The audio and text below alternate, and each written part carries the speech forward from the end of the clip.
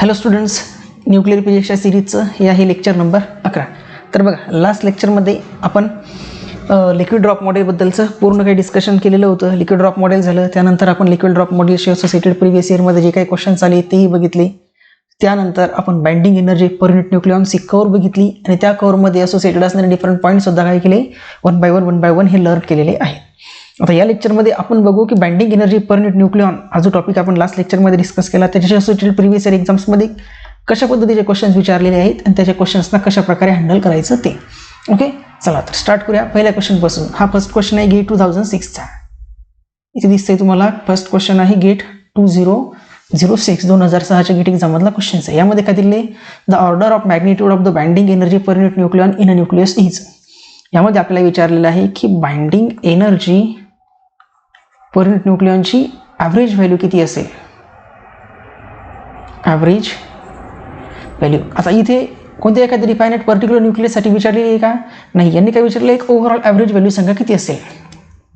काय करायची, overall average value सांगा किती आहे. म्हणजे आपल्याला माहिती आहे काय, तर we know maximum binding energy per unit nucleon जी आहे ती मॅक्सिमम किती आहे, 8.79 मेगा इलेक्ट्रॉन व्होल्ट. 8.79 की 8.79 होती की किती होती, यस किती होती, 8.79 मेगा इलेक्ट्रॉन व्होल्टची कोणासाठी होती, Fe56 या न्यूक्लियससाठी जी काय होती सगळ्यात मॅक्सिमम होती. आता ऑप्शन जर केअरफुली बघितले तर पहिलं ऑप्शन दिसते की 10⁻⁵ मेगा इलेक्ट्रॉन व्होल्ट. तर आपण सहजपणे हे ऑप्शन निग्लेक्ट करू शकतो, कारण की इतकी लहान आहे का, नाही एवढी लहान जर असती तर याची इतके मग ॲव्हरेजमध्ये बसली असती का, नाही. 10⁻³ हे सुद्धा ऑप्शन निग्लेक्ट. 0.1 हे सुद्धा रे. मग करेक्ट आन्सर काय असेल त्याचं डी. म्हणजे ॲव्हरेज व्हॅल्यू काय असेल किंवा ॲव्हरेज मॅग्निट्यूड काय असेल, average magnitude of binding energy per unit nucleon ही किती असली पाहिजेत, मग ही असली पाहिजे 10 मेगा इलेक्ट्रॉन व्होल्ट. किती असली पाहिजे, 10 मेगा इलेक्ट्रॉन व्होल्ट. ही काय असली पाहिजे, बाइंडिंग एनर्जी पर युनिट न्यूक्लियॉनची एक ॲव्हरेज व्हॅल्यू. एक्झॅक्ट व्हॅल्यू तर दिलेली नाही, पण एक्झॅक्ट जर असती तर 8.79च्या वरती नसत नाही. बट मोर क्लोज ऑप्शन काय, ऑप्शन डी. मग या गिवन क्वेश्चनचं करेक्ट आन्सर काय आहे, तर ऑप्शन डी जे आहे या गिवन क्वेश्चनचं करेक्ट आन्सर आहे. मोर क्लोजली आपण ऑप्शन डीला सिलेक्ट करू शकतो, कारण त्याच्या व्यतिरिक्त बाकीचे सगळे जे ऑप्शन्स आहेत हे कसे आहेत, खूप दूरचे आहेत, खूप दूरचे. ओके, हा गेट 2006 मधला क्वेश्चन सुद्धा. त्यानंतर बघा नेक्स्ट क्वेश्चन आहे गेट 2008. नेक्स्ट क्वेश्चन कधीच आहे, गेट 2008च्या एक्झाममध्ये विचारलेला क्वेश्चन आहे. नेक्स्ट जो आहे तो आहे गेट 2008चा क्वेश्चन. बघा यामध्ये काय विचारलेलं आहे, a heavy nucleus is found to be contain more neutrons than protons. आपल्याला माहिती आहे काय की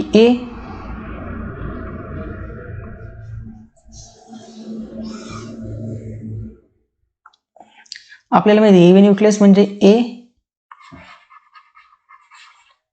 ए लार्ज असणाऱ्या न्यूक्लियसमध्ये एन जो आहे तो एन नंबर या झेड पेक्षा मोठा असतो. यस, ट्रू आहे हे. आपल्याला माहिती आहे की लार्जर न्यूक्लियससाठी नंबर ऑफ न्यूट्रॉन्स हे नंबर ऑफ प्रोटॉन्सपेक्षा जास्त असतात. यस, तर तीच विचारले की this fact is related which of the following statement. खाली काही 4 स्टेटमेंट दिले, तर त्यापैकी ही जी व्हॅल्यू आहे नंबर ऑफ न्यूट्रॉन्स हे नंबर ऑफ प्रोटॉन्सपेक्षा ग्रेटर असतात न्यूक्लियसमध्ये, तर हे कशामुळे असतं, हे नंबर ऑफ न्यूट्रॉनची संख्या नंबर ऑफ प्रोटॉनच्या संख्येपेक्षा हेवियर न्यूक्लियसमध्ये कशामुळे असते हे विचारलेलं आहे.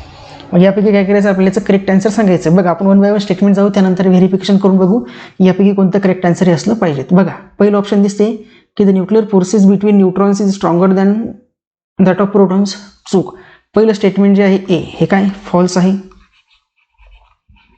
पहिलं स्टेटमेंट का फॉल्स आहे, कारण की न्यूक्लिअर फोर्स एफ जो आहे तो न्यूट्रॉन आणि प्रोटॉन आणि न्यूट्रॉन ह्या तिन्ही पेअरवर ॲक्ट होतो.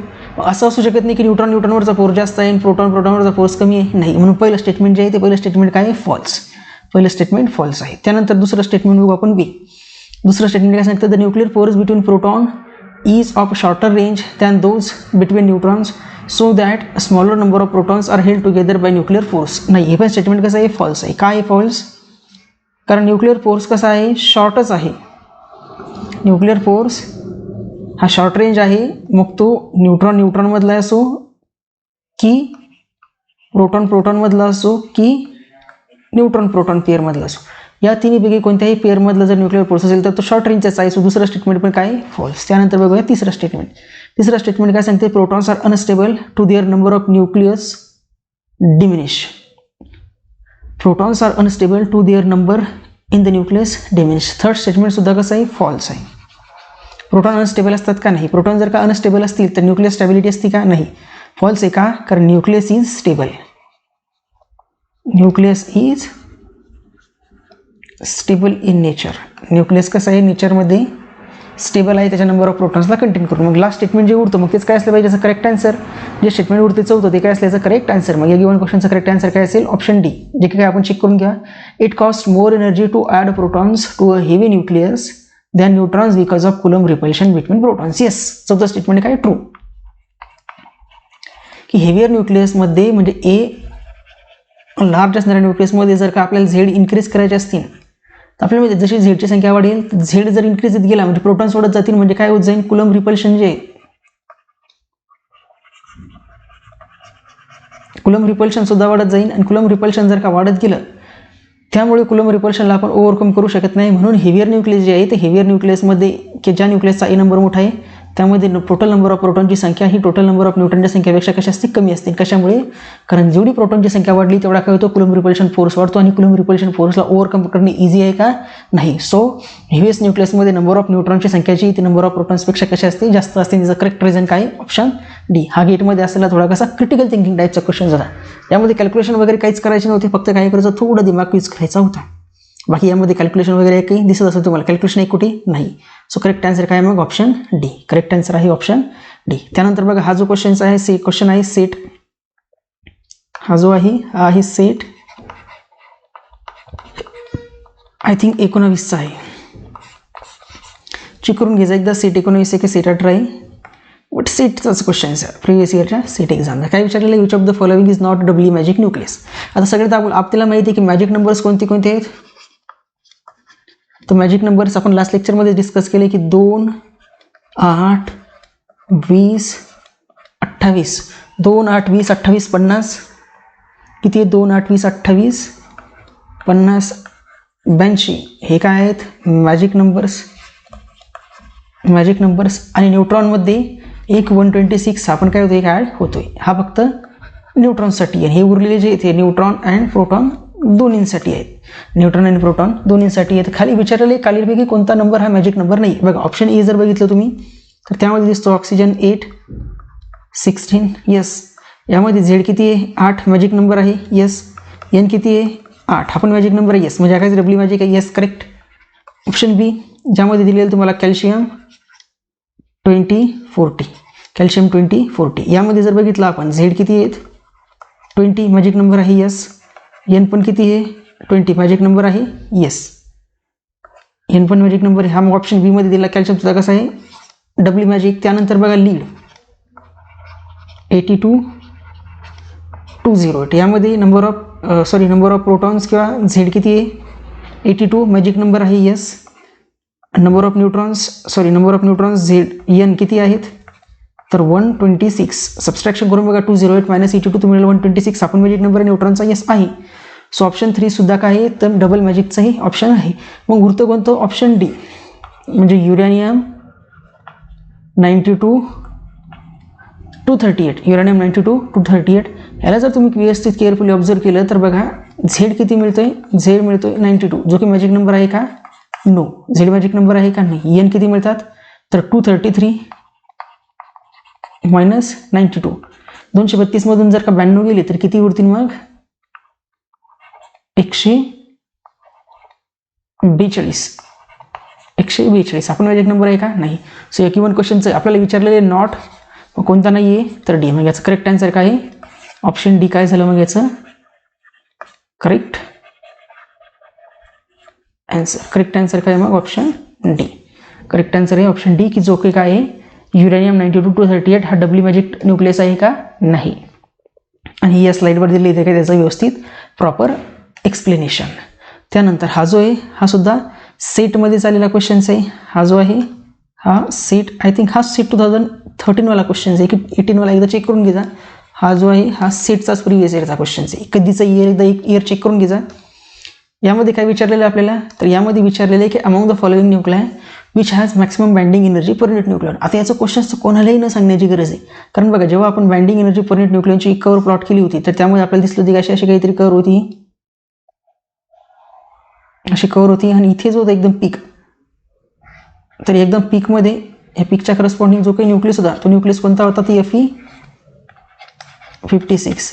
Fe56 हा काय होतो त्या पीकच्या करस्पॉन्डिंग न्यूक्लियस. म्हणून मॅक्सिमम बाइंडिंग एनर्जी कोणाला असते तर Fe56ला. म्हणजे कोणत्याही प्रकारे तुम्ही डायरेक्टली डोळे लावण्याचा आन्सर करू शकता की ऑप्शन काय असेल बी करेक्ट. याचं ऑप्शन बी काय असेल करेक्ट की Fe56 याची binding energy per unit nucleon जी असते ही मॅक्सिमम असते आणि त्या मॅक्सिममची व्हॅल्यू सुद्धा लक्षात ठेवायची. ती किती होती तर 8.79 मेगा इलेक्ट्रॉन व्होल्ट. हा काही सेटमधला प्रिव्हियस इयरचा क्वेश्चन आहे आणि हा आपण ऑलरेडी थिअरीमध्ये डिस्कस केलेला आहे आणि या सेम क्वेश्चन्स काय केलेला आहे तर एक्झाममध्ये तुम्हाला विचारलेला आहे. ओके, त्यानंतर हा बघा, हा पण आहे गेटमधला क्वेश्चन्स. हा जो आहे हा गेट एक्झाममध्ये विचारलेला क्वेश्चन्स आहे. तुम्हाला क्वेश्चन पाहून एकदम खूप विचित्र वाटत असेल की कायच येईल काहीच नाही, बट क्वेश्चन एकदम सोपा आहे, एकदम सोपा आहे. यामध्ये दिलेलं आहे की the variation of binding energy per unit nucleons with respect to mass of nuclei with shown in figure. हे काय तुम्हाला इथं ग्राफ दिलेला आहे, ह्या ग्राफकडे काही जास्त डोकं लावण्याची गरज नाही, ऑप्शनकडे यायचं डायरेक्ट. क्वेश्चन काय दिलेला आहे, you consider the following reactions. एक रिॲक्शन दिलेली आहे युरेनियम, रिॲक्शन लिहून घेऊ आपण. पहिली रिॲक्शन दिलेली आहे आपल्याला uranium 92 238 is converted into lead 82. Okay, आता हा जरा 203 आहे का, हां 203. यामध्ये क्वेश्चन हा थोडासा ब्लर आहे. हा जो आहे ना लीड 82, लीडचे किती इकडे दिलेला लीड, येस हा बघा लीडचा किती 208. तर हा जो आहे इथे एकदा करेक्ट करून घ्यायचा, हा जो आहे लीड 208 आहे आणि ना 203 नाही आहे, किती 208. हा आहे lead 208.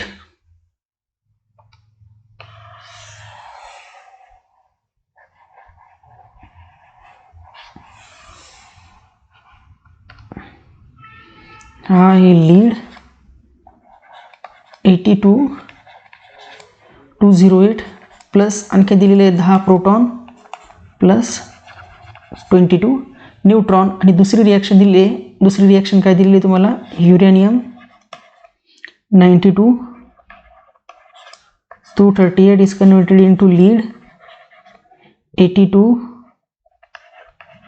208 plus 8 He2 4 plus 6 electron plus 6 electron. आणि खाली ऑप्शन्समध्ये दिले की which one of the following statement is true for given decay modes of uranium 92 38. खालीलपैकी कोणती रिॲक्शन म्हणजे दोनपैकी ऑप्शन ए बघा दिलेली both A and B are allowed, both 1 and 2 are allowed, both 1 and 2 are forbidden, 1 is forbidden, 2 is allowed, 1 is allowed, 2 is forbidden. आता आपल्याला check करायचं आहे की दोन दिलेल्या रिॲक्शनपैकी कोणती रिॲक्शन अलाउड आहे आणि कोणती रिॲक्शन फॉरबिडन आहे. आता या फॉरबिडन आणि अलाउड कशी चेक करायचे तर चेक करायचे नंबर ऑफ न्यूक्लियन्सवरून. हे कशावरून चेक करायचे, टोटल नंबर ऑफ न्यूक्लियन्स. कारण मी तुम्हाला सांगितलेलं होतं जेव्हा आपण binding energy per unit nucleons discussion केलं तेव्हा तुम्हाला सांगितलं होतं की जेव्हा न्यूक्लियर फिशन आणि न्यूक्लियर फिजन टेक्स प्लेस होतं तेव्हा टोटल नंबर ऑफ न्यूक्लियन्स एक असतात कोणत्या एखाद्या न्यूक्लियर रिॲक्शनचे कन्झर्व्ड असतात. आता बघा इनिशियलमध्ये ए किती आहे 238, इनिशियलमध्ये असणाऱ्या 238 हे जर का इकडे असणाऱ्या 238 सोबत या दोन्ही सगळ्यांचे ॲडिशन करून जर का 238 मिळत असेल तर हेच रिॲक्शन अलाउड आहे. बघा इथे काय पहिले 208 प्लस यामध्ये किती आहे 10 प्लस हे 22 म्हणजे इकडे किती मिळतात 208 आणि 10 218, 218 आणि 22 हे मिळतात 240 आणि इकडे आहे 238. कोणताही एखादा सरळपणे गणित समजणारा विद्यार्थी सांगू शकतो की 238 आणि 240 इक्वल नाही आहेत. सो करेक्ट आन्सर काय मिळेल तुम्हाला, यामध्ये दोन आहेत, first is allowed, first is allowed वाली ऑप्शन ए आणि ऑप्शन डी तरी तेच निग्लेक्ट झाले. मग एक तर बी असू शकतं किंवा सी असू शकतं. आता त्यानंतर बी किंवा सी पैकी करेक्टनेस चेक करण्यासाठी आपल्याला सेकंड रिॲक्शन जे बघायला लागेल. बघा सेकंड रिॲक्शनमध्ये हा आहे 238 इज इक्वल टू लीडचे किती आहे 208 प्लस याचे 4 × 8 हे 4 × 8 प्लस इलेक्ट्रॉन ही न्यूक्लियसच्या आतमध्ये असतात का नाही, सो इलेक्ट्रॉनची 0 म्हणजे हा मिळतो तुम्हाला 238 is equal to 208 plus 4 8 8 32. Okay इथे दिलेला आहे 206 आहे, हा जो आहे हा इथे 206 दिलेला आहे, हा 208 नाही, हा काय 206. या रिॲक्शनमध्ये हा जो दिलेला आहे तर याच्यामध्ये थोडं ब्लर इमेज आहे, त्यामुळे हा जो लीड दिलेला आहे, हा लीड काय आहे 206. तर 206 + 32 हा किती मिळतो मग इकडे 238 आणि इकडे पण आहे 238. So second reaction is allowed, first reaction is forbidden. First reaction is forbidden, second reaction is allowed. So correct answer काय या गिवन क्वेश्चनचं? या गिवन क्वेश्चनचं करेक्ट आन्सर आहे ऑप्शन सी. आता ही जी रिॲक्शन आहे ना, हा जो लीड आहे, तर हा जो लीड आहे जो मी मार्किंगला आहे याची व्हॅल्यू इथे लिहिते, तो आहे तुमचा PB 82,206 आणि हा इकडचा राऊंड केलेला जो लीड आहे हा इकडे लिहितो मी PB 82,208, PB 82,208 आणि हा आहे PB 82,206. याला काय करायचं व्यवस्थित ह्या दोन रिॲक्शनला डायग्राम वगैरे काढत नाही बसायची, डायरेक्ट रिॲक्शन लिहायची आणि रिॲक्शनपैकी कोणती रिॲक्शन अलाउड आहे नाही हे विचारलेलं आहे. कशानुसार चेक केलं आपण? तर ए नंबर कन्झर्वेशननुसार. ए नंबर कन्झर्वेशन काय केलं आपण? चेक केलं आहे. ओके, याला व्यवस्थित नोट करून घ्या. त्यानंतर बघूया आपण नेक्स्ट क्वेश्चन. हा पण आहे गेटमधलाच क्वेश्चन्स. आपण गेटच्या प्रिव्हियस इयरचा क्वेश्चन्स दिलेला आहे खाली. काय बघा की for an atomic nucleus with atomic number Z, atomic mass A, which of the following is or correct. खालीलपैकी आता इज ऑर आर म्हणजे मल्टिपल सिलेक्टवाला आहे. गेटमध्ये MSQ पण असतात मल्टिपल सिलेक्ट, त्यापैकी MSQ वाला हा क्वेश्चन आहे की ज्यामध्ये एकापेक्षा जास्त आन्सर सुद्धा करेक्ट असू शकतात, एकापेक्षा जास्त आन्सर सुद्धा करेक्ट असू शकतात. चेक करू आपण आता एक एक ऑप्शन्स. बघा ऑप्शन ए पासून सुरुवात करू आपण. ऑप्शन ए काय सांगतं? तर nuclear matter and nuclear charge are distributed identically in a nuclear volume. Nuclear matter आणि न्यूक्लिअर चार्ज हे आयडेंटिकली डिस्ट्रीब्युटेड आहे, ही नाही आहे. पहिलं स्टेटमेंट काय आहे? फॉल्स. न्यूक्लियसच्या आतमध्ये न्यूक्लिअर मास आणि न्यूक्लिअर चार्ज युनिफॉर्मली डिस्ट्रीब्युटेड आहे काय? आयडेंटिकली डिस्ट्रीब्युटेड आहे का? नाही, कारण ते कसे रँडमली डिस्ट्रीब्युटेड आहे. आणि त्याचं डिस्ट्रीब्युशन कोणी दिलं होतं आपल्याला? त्याचं डिस्ट्रीब्युशन दिलेलं होतं आपल्याला फर्मीने. फर्मीने डिस्ट्रीब्युशनचा फॉर्म्युला दिला होता जो होता की ρ of r is equal to ρ0 upon 1 plus exponential to the power r minus Z upon किंवा असा काहीतरी डिस्ट्रीब्युशनचा फॉर्म्युला होता. एकदा तर चेक करून घ्या काय तर. फर्मीने काय केलं होतं? तो डिस्ट्रीब्युशन फॉर्म्युला दिला होता आणि त्या डिस्ट्रीब्युशन फॉर्म्युलाच्या अकॉर्डिंग काय केलं होतं आपण? न्यूक्लियनचं डिस्ट्रीब्युशन कॅल्क्युलेट केलेलं होतं. त्यांचं डिस्ट्रीब्युशन काय केलेलं होतं आपण? कॅल्क्युलेट केलेलं होतं. मग पहिलं आन्सर तर झालं आपलं, पहिलं ऑप्शन झालं फॉल्स. आता ऑप्शन बी चेक करू की nuclear with Z greater than 83 and A greater than 208 emit alpha radiation. आता binding energy per unit nuclear कर्वमध्ये आपण बघितलं की ज्या न्यूक्लियसचा Z 83 पेक्षा मोठा आहे आणि A नंबर 209 पेक्षा मोठा आहे, तर यांना स्टॅबिलिटी अचीव करण्यासाठी in order to achieve stability or to increase binding energy per unit nucleon ते काय करतात? तर अल्फा पार्टिकल्स इमिट करतात. काय करतात? अल्फा पार्टिकल्स इमिट करतात. सो ऑप्शन बी जे आहे, तो ऑप्शन बी काय आहे? ट्रू आहे. ऑप्शन बी काय आहे? ट्रू. त्यानंतर चेक करू आपण ऑप्शन सी. ऑप्शन सी काय सांगतं? The surface contribution to the binding energy is proportional to E⁻² 2/3. आपल्याला माहिती आहे सरफेस एनर्जी काय होती? Proportional to surface area. Surface area होता तुमचा प्रोपोर्शनल टू r² आणि r होता तुमचा r0 E⁻² 1/3² म्हणजेच काय मिळत होतं तुम्हाला? E⁻² 2/3. सो ऑप्शन बी सुद्धा काय आहे? बी ट्रू आहे आणि सी सुद्धा काय आहे? ट्रू. सी सुद्धा काय आहे? ट्रू. त्यानंतर ऑप्शन डी चेक करूया की the beta decay occurs when proton to neutron ratio is large but not when it is small.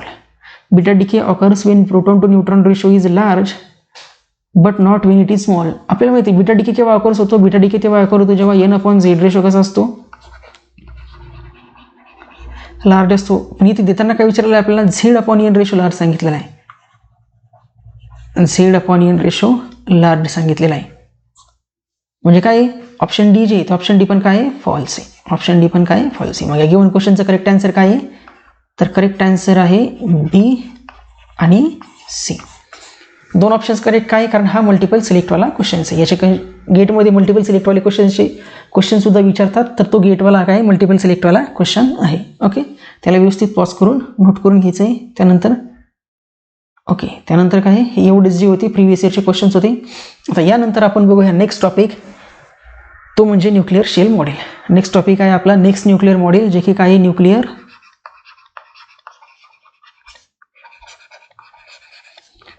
Nuclear shell model. Nuclear shell model. बघा आपण लिक्विड ड्रॉप मॉडेलमध्ये binding energy per unit न्यूक्लियनची curve plot केली, तर त्यामध्ये एक term arise झाली होती, ती म्हणजे कोणती होती? Magic numbers.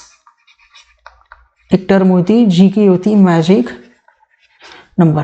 हा जो मॅजिक नंबरचा कन्सेप्ट आहे, हा मॅजिक नंबरचा concept liquid drop model explain करू शकला नाही. ते काय होतं, लिक्विड ड्रॉप मॉडेलचं फेल्युअर्स होतं. मॅजिक नंबरचा जो कन्सेप्ट होता तो एक्सप्लेन करू शकले का नाही. मग याच्यामध्ये ब्रॅकेटमध्ये लिहायचं आहे की the phenomenon of magic number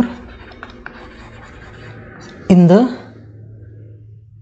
curve of binding energy per unit nucleon versus nucleon number binding energy per unit nucleon versus nucleon numberच्या कर्वमध्ये जो मॅजिक नंबरचा फिनॉमिनॉन अराईज झाला होता.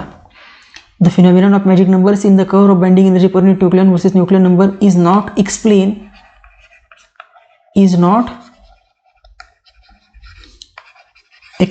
by liquid drop model. Liquid drop मॉडेलने explanation दिले कुठे, liquid drop model. आता liquid drop model आपण बघितलं. लिक्विड ड्रॉप मॉडेलमध्ये मॅजिक नंबर का अराईज झाले, कशा अराईज झाले, याच्याबद्दल कुठं डिस्कशनवाली लाईन लिहिली का आपण नाही. डिस्कशनवाली कुठं लाईन लिहिली का आपण नाही. म्हणून लिक्विड ड्रॉप मॉडेलचं हे काय होतं, फेल्युअर होतं की लिक्विड ड्रॉप मॉडेल असे न्यूक्लियस ज्या न्यूक्लियसचे न्यूक्लियर नंबर मॅजिक नंबरचे इक्वल आहेत त्यांची स्टॅबिलिटी एक्सप्लेन करू शकले का नाही. म्हणजेच दुसरा पॉईंट काय लिहू शकता तुम्ही की stability of nucleus having nucleons equal to magic number are not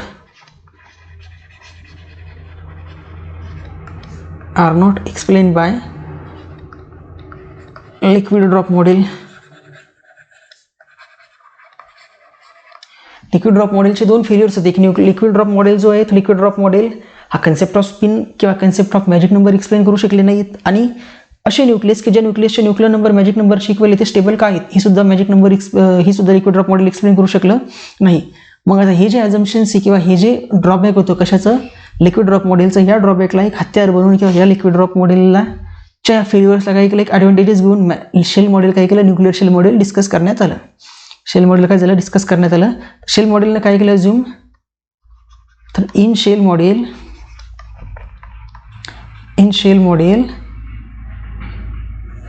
scientist, आपण काय म्हणू, सायंटिस्ट अज्युम दॅट, शेल मॉडेलमध्ये सायंटिस्टने काय अज्युम केलं, scientist assume that the nucleons म्हणजे प्रोटॉन किंवा neutron inside the nucleus are जसे इलेक्ट्रॉन ॲटॉमिक फिजिक्समध्ये आपण बघितलं की इलेक्ट्रॉन डिफरंट ऑर्बिटमध्ये डिफरंट शेल्समध्ये डिस्ट्रीब्युटेड आहेत. तसंच शेल मॉडेलने काय सांगितलं की न्यूक्लियस जे ते न्यूक्लियसच्या आतमध्ये असणारे प्रोटॉन न्यूट्रॉन हे जे न्यूक्लियॉन्स आहे हे सुद्धा न्यूक्लियसच्या आतमध्ये कसे, the nucleons inside the nucleus are distributed in different shells. हे काय डिफरंट शेल्समध्ये डिस्ट्रीब्युटेड आहे. ॲज लाईक कशासारखे, as like distribution of electron in atomic physics. जसं की ॲटॉमिक फिजिक्समध्ये इलेक्ट्रॉन्स हे डिफरंट ऑर्बिटमध्ये डिस्ट्रीब्युटेड आहेत, सिमिलर वेने न्यूक्लियसच्या आतमध्ये असणारे जे काही न्यूक्लियन्स म्हणजे प्रोटॉन आणि न्यूट्रॉन हे सुद्धा काही डिफरंट ऑर्बिटमध्ये डिस्ट्रीब्युटेड आहे, असं ॲझम्पशन्स होतं. कोणाचं, शेल मॉडेलचं. असं शेल मॉडेलचं ॲझम्पशन होतं. आणि याला सपोर्ट करण्यासाठी त्यांनी काय केलं की कोणती शेल कंप्लीट आहे, कोणती शेल एम्प्टी, याच्यासाठी मॅजिक नंबरचा कन्सेप्ट यूज केला. मग त्यांनी काय सांगितलं की मॅजिक नंबर्स जे आहेत, काय, the magic numbers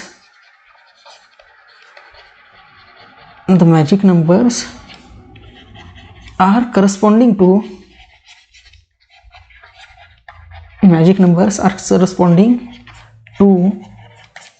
the capacity of any particular cell, capacity of any particular cell किंवा क्लोज शेल. एखादी शेल जर का भरलेली असेल तर त्या शेलमध्ये असणारे total number of nucleons he magic नंबरचे इक्वल्स असतील. असे काय केलं, लिक्विड ड्रॉप मॉडेलच्या फेल्युअर्सला एक प्लस पॉईंट घेऊन शेल मॉडेलने काय केलं, एक्सप्लेनेशन दिलं की मॅजिक नंबर्स जे की मॅजिक नंबरला लिक्विड ड्रॉप मॉडेल एक्सप्लेन करू शकलं होतं का, नाही. मग ते मॅजिक नंबरला एक्सप्लेन करण्यासाठी शेल मॉडेलने असे झूम केले की जशी ॲटॉमिक फिजिक्समध्ये इलेक्ट्रॉन ही डिफरंट ऑर्बिटमध्ये डिस्ट्रीब्युटेड आहेत, तशा सेम पद्धतीने न्यूक्लियसच्या आतमध्ये सुद्धा न्यूट्रॉन आणि प्रोटॉन काय डिफरंट ऑर्बिटमध्ये डिस्ट्रीब्युटेड आहेत. आणि त्या न्यूट्रॉन आणि प्रोटॉनच्या डिस्ट्रीब्युशन एका शेलमध्ये किती असतील किती नाही, तर त्या शेलची कंप्लीट कॅपॅसिटी किंवा क्लोज शेलला एक्सप्लेन करण्यासाठी त्यांनी मॅजिक नंबरला काय केलं, एक अज्यूम केले की ही मॅजिक नंबर काय करतात, तर त्या शेलच्या कॅपॅसिटीला डिनोट करतात. म्हणजेच these magic numbers, हे जे मॅजिक नंबर्स आहेत हे अनालॉगस आहे. these magic numbers are analogous. These magic numbers are analogous to the inert gas. These magic numbers are analogous to the inert gas in the atomic physics. जसं की atomic फिजिक्समध्ये inert gases असतात, तर inert gas काय denote करतात, तर एखाद्या कुठल्याही न्यूक्लियसच्या highest ऑर्बिटमध्ये असणारे टोटल नंबर ऑफ न्यूक्लियॉन्स किंवा टोटल नंबर ऑफ इलेक्ट्रॉन्स हे कम्प्लिटली फिल आहे. आता त्या शेलमध्ये परत त्यापेक्षा जास्त इलेक्ट्रॉन आपण भरू शकत नाही. त्या शेलची कपॅसिटी जशी ॲटॉमिक फिजिक्समध्ये इनर्ट गॅसेस दाखवत होती, तशीच मॅजिक नंबर एक आहे, तर न्यूक्लियसचे इनर्ट गॅसचे अनालॉगस बिहेवियर दाखवतात, असं शेल मॉडेलमध्ये काय केल्यात गेलं, सांगण्यात गेलं. आणि त्याला काय केलं त्यांनी, एक मॅथमॅटिकल डेरिव्हेशन सुद्धा आहे. तर मॅथमॅटिकल डेरिव्हेशन आपण बघू, या लेक्चरमध्ये झालं तर यामध्ये नाही तर नेक्स्ट लेक्चरमध्ये. मॅथमॅटिकल डेरिव्हेशनने सुद्धा मॅथमॅटिकल डेरिव्हेशनच्या अकॉर्डिंग सुद्धा एखाद्या शेलची पर्टिक्युलर शेलची कॅपॅसिटी ही मॅजिक नंबरने फील होते, ही सुद्धा आपण पाहणारच आहोत. ओके. त्यानंतर शेल मॉडेलमध्ये त्यांनी असं ऑब्झर्व केलं की प्रोटॉन सेपरेशन एनर्जी जी आहे, the proton separation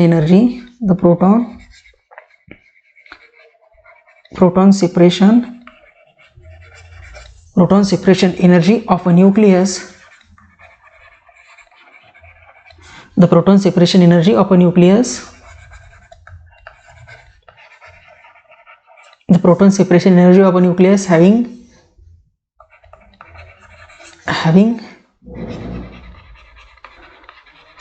number of protons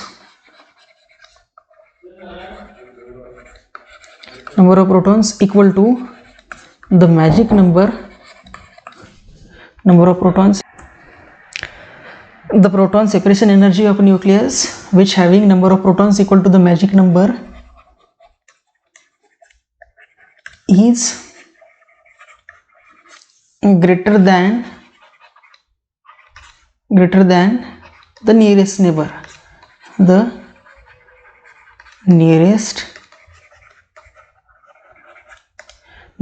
म्हणजेच काय, एखादा न्यूक्लियस आहे अजून करा ए, या न्यूक्लियसमध्ये असल्याचं नंबर ऑफ प्रोटॉन समजा 2 असतील किंवा 8 असतील किंवा 20 असतील, तर 2, 8, 20 हे काय आहे तर मॅजिक नंबर्स आहेत.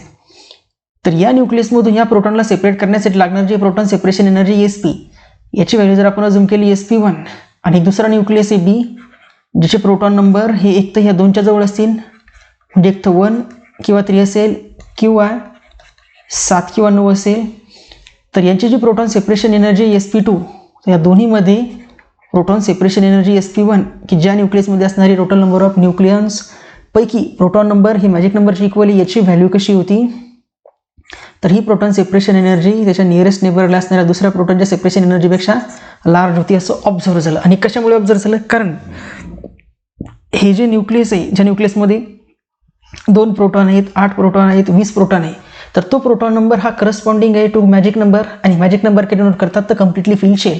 आणि आपण ॲटॉमिक फिजिक्समध्ये बघितलेली एखाद्या ऑर्बिटची जेवढी कपॅसिटी आहे तेवढी कपॅसिटी जर ती फिल झालेली असेल, तर त्या ऑर्बिटमध्ये असणारे न्यूट्रॉन्स किंवा त्या ऑर्बिटमध्ये असणारे जे काही पार्टिकल्स होते, ॲटॉमिक फिजिक्समध्ये आपण ती पार्टिकल्स बघितली इलेक्ट्रॉन्स, तर ते इलेक्ट्रॉन कुठल्या एखाद्या एलिमेंटसोबत रिॲक्ट करतो दे का, नाही. तर सिमिलर वेने ह्या प्रोटॉनला, की ज्या प्रोटॉनमध्ये असणारी किंवा ज्या न्यूक्लियसमध्ये असणारी ही नंबर ऑफ प्रोटॉन्स मॅजिक नंबरचे इक्वल्स आहेत, त्यांना इझिली सेपरेट करू शकतो का आपण, नाही. मग यांची जी प्रोटॉन सेपरेशन एनर्जी असेल त्याच्या नियरेस्ट नेबरपेक्षा कशी असेल, जास्त असेल. मग सिमिलर वेने न्यूट्रॉन सेपरेशन एनर्जी जी असेल, सिमिलरली आपण काय सांगू शकतो की similarly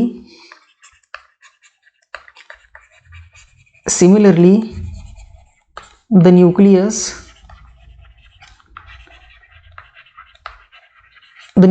having neutron number equal to the neutron equal to the magic number of neutron.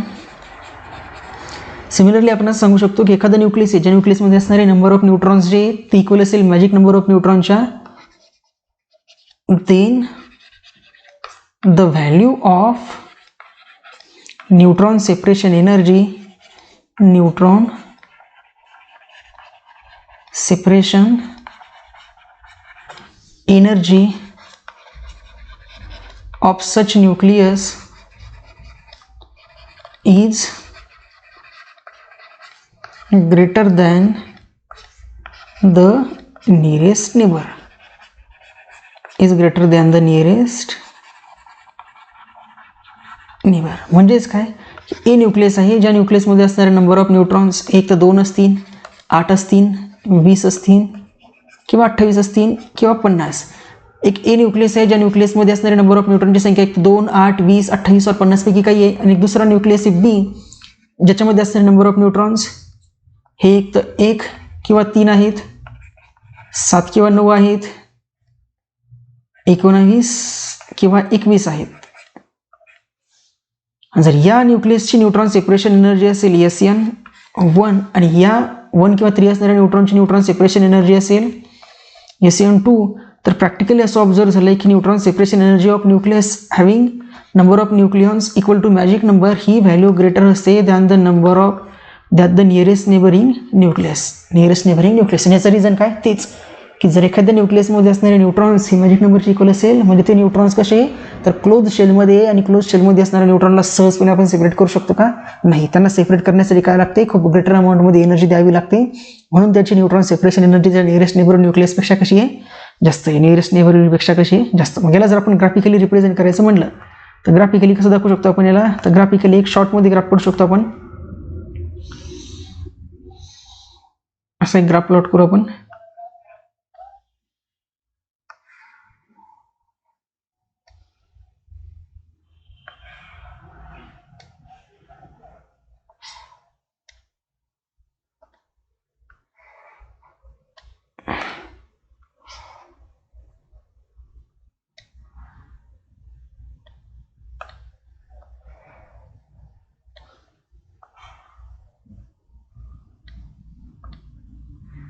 या पद्धतीचा आपण काय करू शकतो, ग्राफ प्लॉट करू शकतो. या ॲक्सिसवर जे आहेत, सॉरी या ॲक्सिस जो आहे तर या ॲक्सिसवर आहे नंबर ऑफ प्रोटॉन्स आणि या ॲक्सिसवर आहे प्रोटॉन सेपरेशन एनर्जी, या ॲक्सिसवर आहे न्यूट्रॉन सेपरेशन एनर्जी आणि इकडे आहे नंबर ऑफ न्यूट्रॉन्स. मग ही जी मॅक्सिमम व्हॅल्यू आहे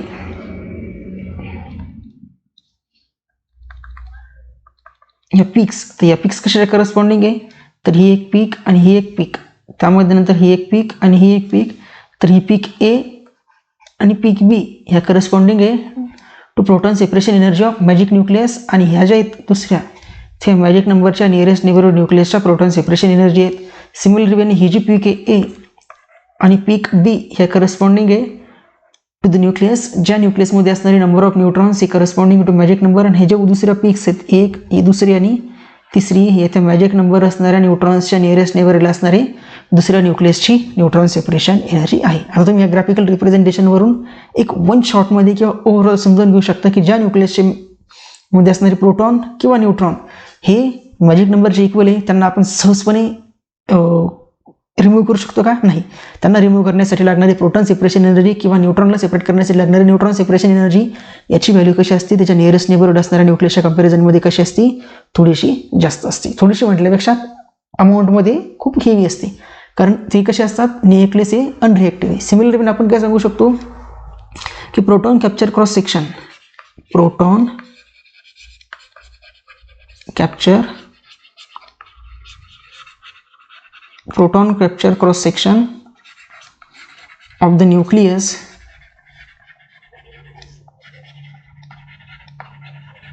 having proton number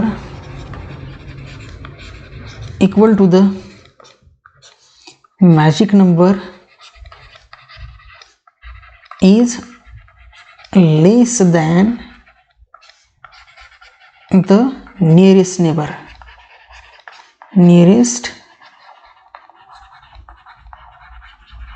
म्हणजे यामध्ये काय कळालं आपल्याला की अज्यूम करा एक न्यूक्लियस आहे ए आणि एक न्यूक्लियस आहे बी.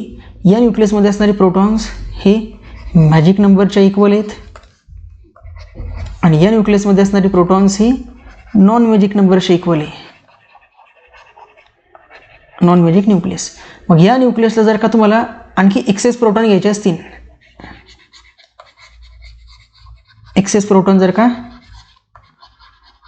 कॅप्चर करायचे असतील, एक्सेस प्रोटॉन जर का कॅप्चर करायचे असतील तर याचा प्रोटॉन कॅप्चर क्रॉस सेक्शन जो आहे तो जर का आपण झूम केलं की sigma, proton capture cross section जर का आपण झूम केला सिग्मा, मॅजिकसाठी सिग्मा एम.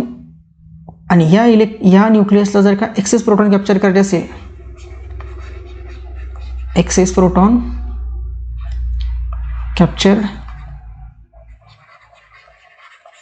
आणि याचा क्रॉस सेक्शन जर असेल सिग्मा नॉन मॅजिक, तर मॅजिक नंबर असणाऱ्या न्यूट्रॉन्स किंवा मॅजिक नंबर च्या इक्वल प्रोटॉन नंबर असणाऱ्या न्यूक्लियसचा प्रोटॉन कॅप्चर क्रॉस सेक्शनची व्हॅल्यू जी आहे ती नॉन मॅजिक नंबर असणाऱ्या न्यूक्लियसच्या मॅजिक नंबर्स असे न्यूक्लियस ज्या न्यूक्लियसमध्ये असणारे number of protons he magic नंबरच्या अनइक्वल आहे त्याच्या कंपॅरिझनमध्ये कसं आहे कमी आहे. आणि याचं रिझनसुद्धा तेच की ज्या न्यूक्लियसमध्ये मॅजिक नंबरच्या इक्वल प्रोटॉन असतील तर त्या न्यूक्लियसच्या प्रोटॉन्सची जी शेल असेल ती कंप्लीट फिल झालेली असेल आणि जी फिल कंप्लीटली फिल्ड आहे त्या फील्डमध्ये आपण एक्सेसमध्ये आणखीन पार्टिकल भरू शकतो का नाही. मग त्यामध्ये पार्टिकल जर फिल करायचे असेल तर आपल्याला काय करावं लागेल, त्यामध्ये खूप जास्त एनर्जी सप्लाय करावं लागेल आणि त्याचा proton capture cross section area जो असेल तो पण कसा असेल, खूप कमी असेल as compare to the nearest neighbouring nucleus की ज्या न्यूक्लियसमध्ये असणारी नंबर ऑफ प्रोटॉन्स हे मॅजिक नंबरच्या इक्वल नाही आहेत. हे काय नाही आहेत, मॅजिक नंबरच्या इक्वल नाही आहेत. याच पॉईंटचा as it is similar point कसं लिहू शकतो आपण, न्यूट्रॉन कॅप्चर क्रॉस सेक्शनसाठी सिमिलरली काय लिहू शकतो आपण, similarly neutron capture cross section of the nucleus having neutron number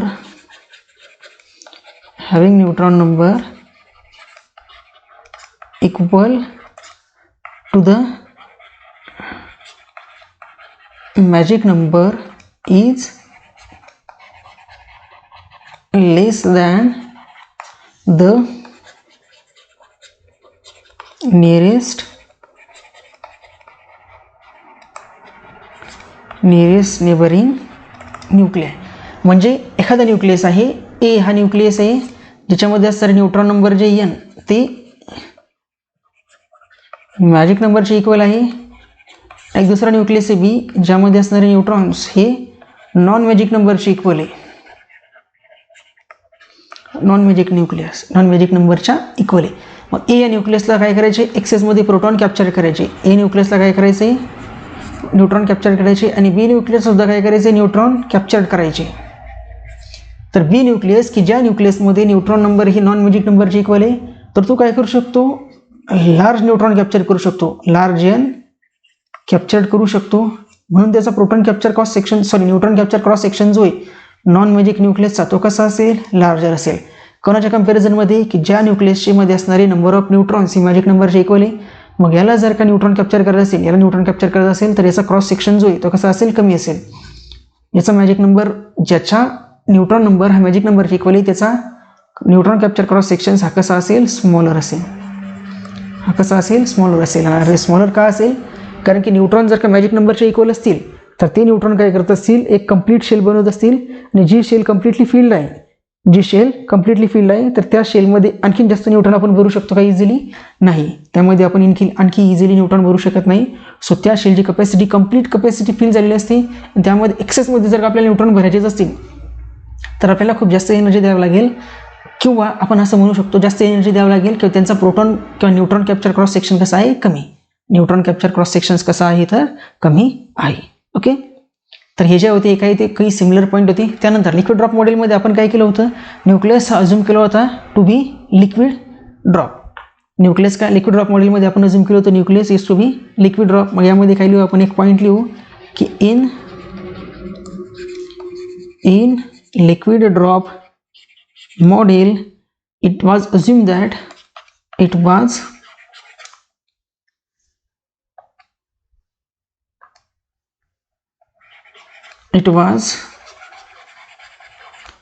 assumed that liquid drop model मध्ये आपण काय assume केलं तर in liquid drop model it was assumed that the nucleus is equivalent to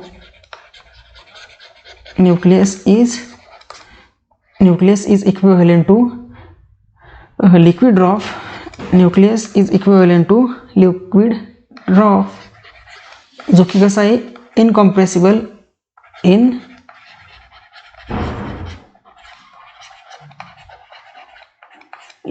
liquid drop मॉडेलमध्ये आपण असं assume केलं होतं की लिक्विड ड्रॉप मॉडेलमध्ये आपण असं अज्युम केलं होतं की न्यूक्लियस जो आहे तो लिक्विड ड्रॉपच्या इक्विव्हॅलंट आहे आणि तो कसा इनकॉम्प्रेसिबल आहे आणि and there is only nearest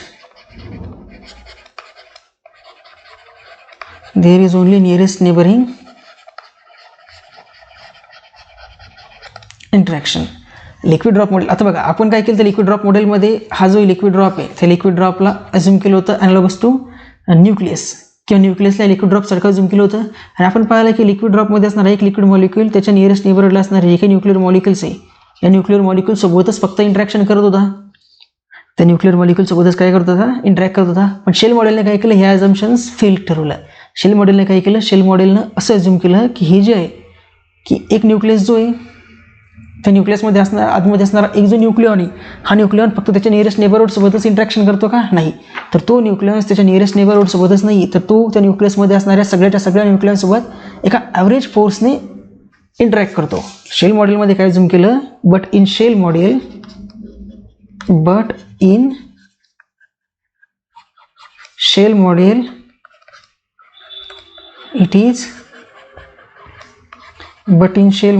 it is assumed that the nucleon inside the nucleus experiencing average interaction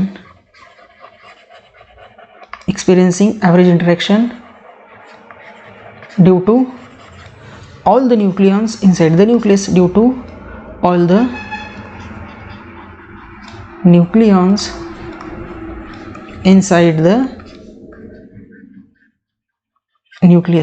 shell मॉडेलने काय केलं, मग लिक्विड ड्रॉप मॉडेलचं ते काही अजम्पशन होतं की जे लिक्विड ड्रॉप मॉडेलचं जे काही अजम्पशन होतं की न्यूक्लियसच्या आतमध्ये असणारा एखादा न्यूक्लियने जो प्रोटॉन असेल किंवा न्यूट्रॉन असेल तो त्याच्या नियरेस्ट नेबरहूड सोबतच इंटरॅक्ट करतो, तर नाही. शेल मॉडेलने काय सांगितलं की न्यूक्लियसच्या आतमध्ये जर एखादा न्यूक्लियॉन असेल, समजा हा न्यूक्लियस आहे, ह्या न्यूक्लियसच्या आतमध्ये जर का प्रोटॉन आहे, तर हा प्रोटॉन जो आहे हा प्रोटॉन फक्त त्याच्या नियरेस्ट नेबरला असणार ह्या प्रोटॉन सोबतच इंटरॅक्ट करणार नाही, तर तो जो आहे त्या न्यूक्लियसमध्ये असणारे जेवढे काही प्रोटॉन्स असतील किंवा जेवढे काही न्यूट्रॉन्स असतील त्या सर्वच्या सर्व प्रोटॉन्स आणि सर्वच्या सर्व न्यूट्रॉन्स काय करतील, तर त्या एका सिंगल प्रोटॉनवर किंवा एका सिंगल न्यूट्रॉनवर एक ॲव्हरेज फोर्स एक्सपिरियन्स करेल. काय करेल, एक ॲव्हरेज फोर्स एक्सपिरियन्स करेल. मग जर आपल्याला होल न्यूक्लियसचं बिहेवियर जर का डिस्कस करायचं असेल तर आपल्याला पूर्ण न्यूक्लियसचा स्टडी करण्याची गरज आहे का, नाही. जर तुम्हाला या कंप्लीट न्यूक्लियसचा स्टडी करायचा आहे तर तुम्हाला यामध्ये असणाऱ्या प्रत्येक इंडिव्हिज्युअल न्यूक्लियसचा स्टडी करण्याची गरज नाही. त्या न्यूक्लियसपैकी कुठलाही एखादा न्यूक्लियॉन अज्युम करा, त्या न्यूक्लियनचं बिहेवियर बघा आणि नंतर तेच जे एका सिंगल न्यूक्लियसचं बिहेवियर असेल किंवा एका सिंगल न्यूक्लियनचं बिहेवियर असेल ॲज लाईक सगळ्याच्या सगळ्या त्या न्यूक्लियनचं सुद्धा बिहेवियर असेल, मग तुम्ही त्याला एक ॲव्हरेज टर्म्स डिफाईन करून काय करू शकता, त्या न्यूक्लियसला एक्सप्लेन करू शकता. म्हणून या लिक्विड ड्रॉप मॉडेलचे हे जे फेल्युअर्स आहे याला एक स्ट्रॉंग पॉईंट अज्युम करून, लिक्विड ड्रॉप मॉडेलच्या फेल्युअरला स्ट्रॉंग पॉईंट अज्युम करून शेल मॉडेलने काय केलं, प्रॉपर एक्सप्लेनेशन दिलं. म्हणून शेल मॉडेलला कधी कधी सिंगल पार्टिकल शेल मॉडेल सुद्धा म्हणतात. का म्हणतात ना सिंगल पार्टिकल शेल मॉडेल, कारण न्यूक्लियस काय करतो, शेल मॉडेलने काय सांगितलं की न्यूक्लियसमध्ये असणारा जो काही एक सिंगल न्यूक्लियॉन आहे हा त्याच्या नियरेस्ट नेबरहूड सोबत इंटरॅक्शन न करता सगळ्यांसोबत इंटरॅक्शन करतो. म्हणून जर तुम्ही एका न्यूक्लियनचा स्टडी करा म्हणजे सगळ्या न्यूक्लियसचा स्टडी केल्यासारखं आहे. म्हणून काय केलं त्यांनी की हे जे शेल मॉडेल आहे याला सिंगल पार्टिकल शेल मॉडेल सुद्धा म्हणतात. आपण काय म्हणू शकतो, so by studying single nucleon inside the nucleus. So by studying single nucleon inside the nucleus, we can calculate the properties of nucleus. We can calculate the properties of nucleus. So it is assumed that sometime, so it is also known as single particle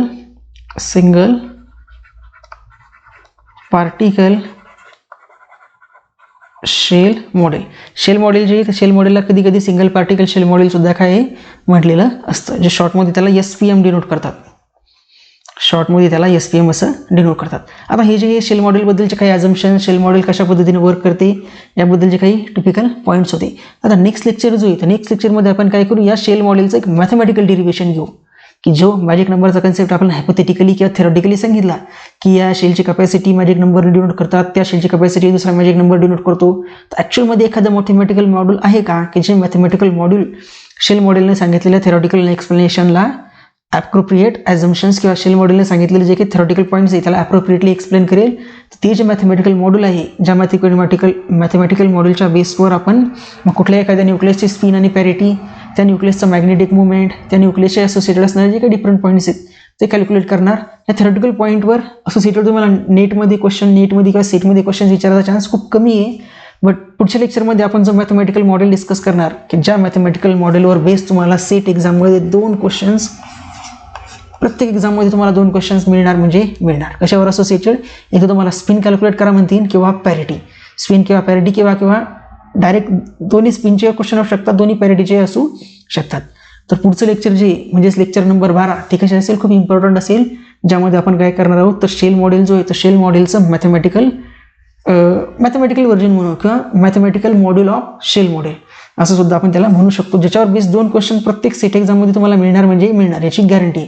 2 कधी सांगता येत नाही, 3 question सुद्धा असू शकतात, 2 किंवा 3 question सुद्धा असू शकतात. ओके, सो अभ्यास करत राहा आणि पुढचं लेक्चर इम्पॉर्टंट आहे. पुढचं लेक्चर आवर्जून पहा आणि त्याला 2-3 वेळा रिवाईज करा. Okay, thank you.